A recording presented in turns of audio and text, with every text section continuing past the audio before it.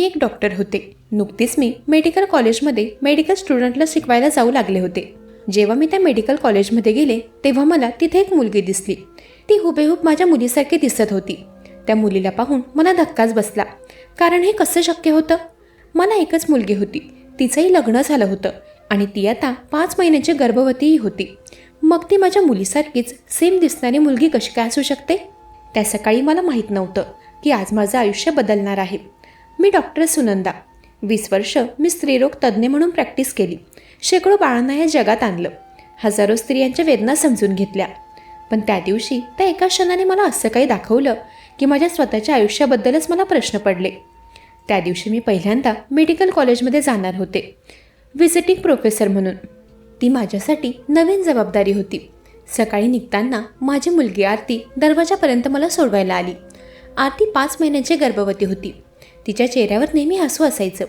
तिचे ते मोठे काळे डोळे, त्यावरची बारीक भुवई, ओठांचा तो खास कोपऱ्यात जाणारा हास्याचा कमान, हे सगळं फक्त माझ्या आरतीचंच होतं. जगात दुसरा असा चेहरा असणं शक्यच नव्हतं. किमान तेव्हा तरी मला तसंच वाटत होतं. मी घरातून निघत्यावेळी आरती म्हणाली, आई, आज तुझा टीचर म्हणून पहिला दिवस आहे, जपून जा. मी हसतच तिला होकार भरला व गाडीत बसले. काहीच वेळात मी कॉलेजमध्ये पोहोचले. मेडिकल कॉलेज शहराबाहेर एका टेकडीच्या पायथ्याशी होतं. कॉलेजमध्ये सगळीकडे तरुण विद्यार्थ्यांचा उत्साह दिसत होता.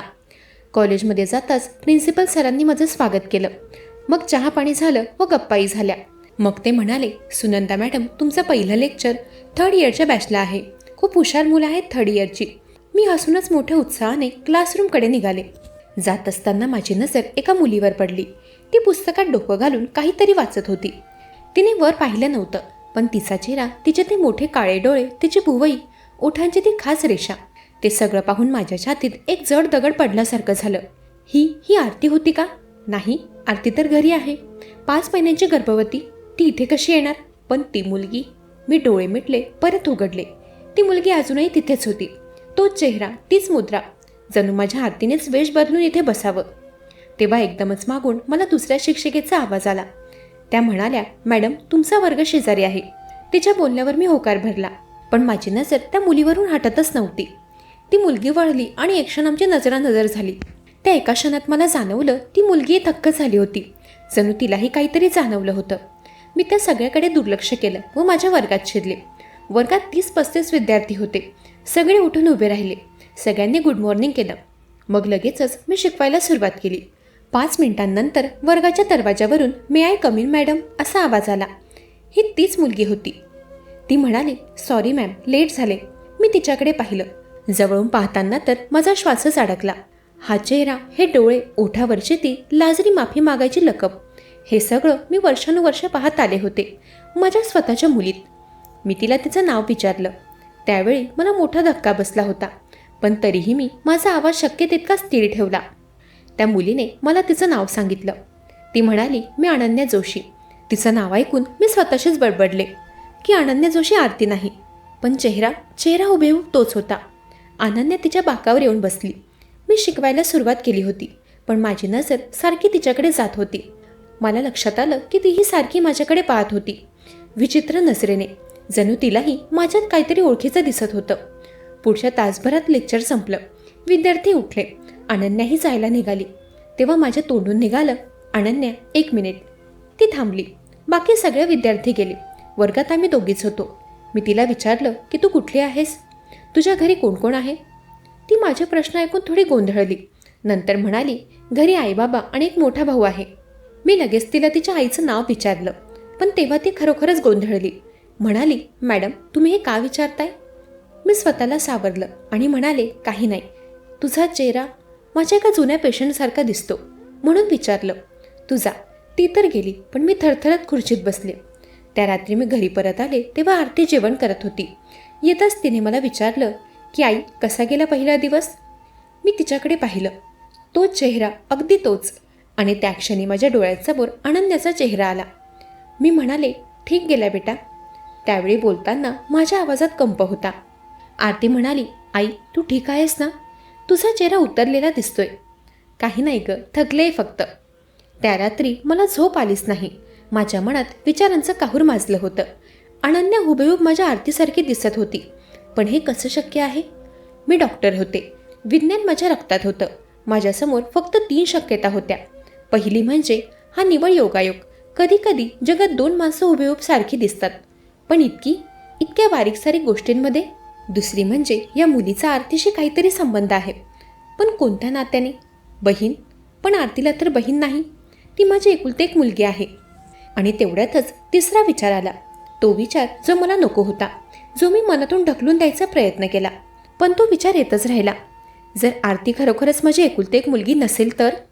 दुसऱ्या दिवशी मी ठरवलं, मला सत्य जाणून घ्यायचं आहे. मी कॉलेजमध्ये पोहोचले. मला आजही अनन्या पुन्हा दिसली. ती कॅन्टीनमध्ये मैत्रिणींसोबत बसली होती.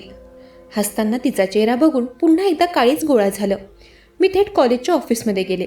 मी क्लर्कला म्हणाले की मला अनन्या जोशीची ॲडमिशन फाईल पाहिजे आहे. क्लर्कने फाईल काढून दिली. मी ती फाईल घेतली व क्लासरूममध्ये गेले. क्लासरूम त्यावेळी खाली होतं. मी एकटीच तिथे होते. फाईल उघडून जेव्हा मी अनन्याची जन्मतारीख पाहिली तेव्हा माझ्या पायाखालची जमीनच सरकली. अनन्याची जन्मतारीख 14 मार्च 1998 होती. ही जन्मतारीख माझ्या मुलीचीही होती. दोघांची एकच जन्मतारीख कशी असू शकते? त्यावेळी माझे हात थरथरत होते, पण मी स्वतःला सावरलं. मी स्वतःला समजावलं की हा योगायोग असू शकतो. जन्मतारीख एकच असणं म्हणजे काही विशेष नाही. मग मी पुढे वाचलं. अनन्याच्या आईचं नाव सविता जोशी, वडील प्रकाश जोशी होते. ती लोक माझ्यासाठी नवीन होती. मी त्यांना ओळखत नव्हते. पण मग एक ओळ दिसली. ॲडमिशन फॉर्मच्या खाली एक छोटी नोंद होती. विद्यार्थिनी दत्तक आहे. मूळ जन्माचे कागदपत्र स्वतंत्र फाईलमध्ये. ती मुलगी दत्तक होती. त्या रात्री मी माझ्या जुन्या आठवणीत खोलवर शिरले. वर्ष होतं 2000 साल. मी पुण्यातल्या हॉस्पिटलमध्ये नुकतीच रुजू झाले होते. माझी आरती त्यावेळी 2 वर्षांची होती. एक दिवस माझी जुनी मैत्रीण आली, डॉक्टर प्रमिला. त्या दिवशी ती खूपच अस्वस्थ होती. आम्ही दोघी कॅफेत बसलो. ती म्हणाली, सुनंदा, मला एक महत्त्वाची गोष्ट सांगायची आहे. ती खूप वेळ गप्प बसली. मग म्हणाली, एक पेशंट आहे माझी, तरुण मुलगी, अविवाहित. तिला जुळ्या मुली झाल्यात. तिची परिस्थिती खूप वाईट आहे. 2 मुली ठेवणं तिला शक्य नाही. मी ऐकत होते. एक मुलगी ती ठेवणार आहे. 2 मुली ठेवणं तिला शक्य नाही. एक मुलगी ती ठेवणार आहे. दुसरीसाठी एखादं चांगलं घर हवंय. मला माहिती आहे की तुला एकच मुलगी आहे. पण मी तेव्हा ताबडतोब नाही म्हणाले होते. माझं कुटुंब, माझा नवरा, आमची परिस्थिती, मी सगळ्याचा विचार केला होता आणि नाही म्हणाले होते. मग प्रमिला निघून गेली आणि मीही तो विषय विसरून गेले होते. पण आता ती आठवण परत आली होती आणि त्यासोबत एक प्रश्न परत आला होता की जर त्या जुळ्या मुलींपैकी एक आरती होती तर दुसरी अनन्या होती का? दुसऱ्या दिवशी मी प्रमिलाला शोधायला सुरुवात केली. तिचा जुना नंबर बंद होता. तिच्या क्लिनिकलाही मी फोन केला. ते म्हणाले, डॉक्टर प्रमिला 10 वर्षांपूर्वीच इथून जॉब सोडून गेल्या. त्या कुठे गेल्या कोणाला माहीत नव्हतं. मी तिच्या जुन्या मैत्रिणीशी संपर्क करायचा प्रयत्न केला. एकाने सांगितलं, प्रमिला, अरे ती तर खूप आजारी होती. कॅन्सरने ती गेल्या वर्षी गेली. ते ऐकून मी फार दुःखी झाले. माझ्या मनावर एक दगड पडला. प्रमिला गेली? तिने जे सांगितलं होतं ते सत्य होतं की नव्हतं हे आता ती सांगू शकणार नव्हती. पण मग एक विचार आला, प्रमिलाने त्या मुलीला एखाद्या दुसऱ्या कुटुंबाला दिलं असेल. माझ्या मनात एक ठिणगी पडली. आरती घरी होती. मी स्वयंपाकघरात गेले. ती चहा करत होती. मी तिच्याकडे पाहत राहिले. किती सुंदर होती ती, माझी लाडकी. तिच्या हसण्यात, बोलण्यात आणि चालण्यात माझ्या आयुष्याचा प्रत्येक रंग होता. कारण आरती माझ्या पोटची होती, माझ्या वेदनेतून, माझ्या श्वासातून जन्मलेली. हे मला माहीत होतं. हे एक सत्य होतं जे कोणतंही रहस्य बदलू शकणार नव्हतं. मग प्रश्न होता की अनन्याचा आणि आरतीचा संबंध काय? माझ्या मनात तो जुना विचार परत आला. जुळ्या? जर त्या मुली जुळ्या होत्या आणि एक माझ्याकडे आली तर मग दुसरी? माझी आरती माझ्यापासूनच जन्मली होती. ती दत्तक नव्हती. तर मग या 2 मुलींच्या सारख्या दिसण्याचं कारण काय? त्या रात्री मी माळ्यावर चढले. तिथे जुन्या आठवणींच्या पेट्या होत्या. मला माहीत नव्हतं मी नक्की काय शोधते, पण काहीतरी शोधायचं होतं. मी एक जुनी पेटी उघडली. त्यात माझ्या हॉस्पिटलच्या जुन्या नोंदी होत्या, रुग्णांचे जुने रिपोर्ट, जुन्या पावत्या आणि एक डायरी. माझ्या आईची डायरी. माझ्या आईने डायरी का लिहून ठेवली होती तीही माझ्या नोंदीसोबत. तेव्हा मी ती डायरी उघडली. पानावर माझ्या आईचं जुनं अक्षर होतं, मराठीत लिहिलेलं. मी डायरी वाचायला सुरुवात केली. पहिल्या काही पानांवर घरगुती गोष्टी होत्या. पण मग एक पान आलं. त्यात काही वेगळं वाटलं. आज सुनंदाने जन्म दिला. एक नाही, 2 मुली. पण मी पुढचं वाचलं आणि माझ्या हातातून डायरी निसटली. माझ्या आईने जे लिहिलं होतं ते वाचताना माझं संपूर्ण आयुष्य माझ्या डोळ्यासमोरून वाहून गेलं. मी जेव्हा आरतीला जन्म दिला तेव्हा मी बेशुद्ध अवस्थेत होते. खूप कठीण प्रसव होता तो. मला आजही ते आठवत होतं. त्या दिवशी मला खूप वेदना झाल्या होत्या. मी शुद्धीवर आले तेव्हा माझ्या आईने सांगितलं, एक सुंदर मुलगी झाली, आरती. एकच मुलगी आहे असं मला माहीत होतं, पण आईच्या डायरीत वेगळंच होतं.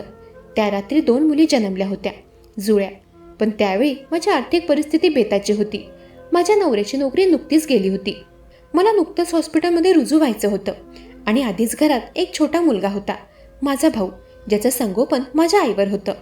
त्या रात्री माझ्या आईने एक निर्णय घेतला, एक निर्णय जो तिने मला कधीच सांगितला नाही. तिने दुसऱ्या मुलीला, छोट्या कमकुवत दिसणाऱ्या मुलीला, तिने प्रमिला वर्तकच्या ओळखीने एका चांगल्या कुटुंबाला दिलं, जोशी कुटुंबाला. त्या मुलीचं नाव ठेवलं अनन्या. माझी आई म्हणाली होती, एक दिवस मी सुनंदाला सांगेन, पण आधी परिस्थिती सुधारू देत.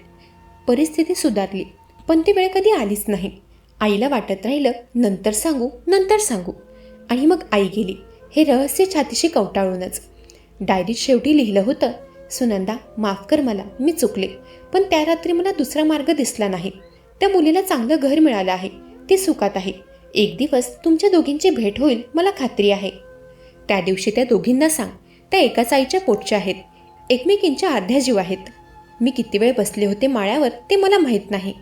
डोळ्यातून अश्रू वाहत होते. माझ्याकडे शब्द नव्हते, विचार नव्हते, फक्त एक जड, उबदार, दुखऱ्या भावनेचा समुद्र होता. काही वेळाने मी खाली आले.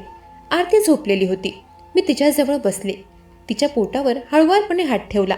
उद्या एक नवा जीव या जगात येणार होता आणि त्या नवीन जीवाला माहीत नव्हतं, त्याच्या आईला एक जुळी बहीण आहे, जिला तिने कधी पाहिलं नाही, जिच्याशी ती आजवर कधी बोलली नाही, पण आता भेट होणार होती.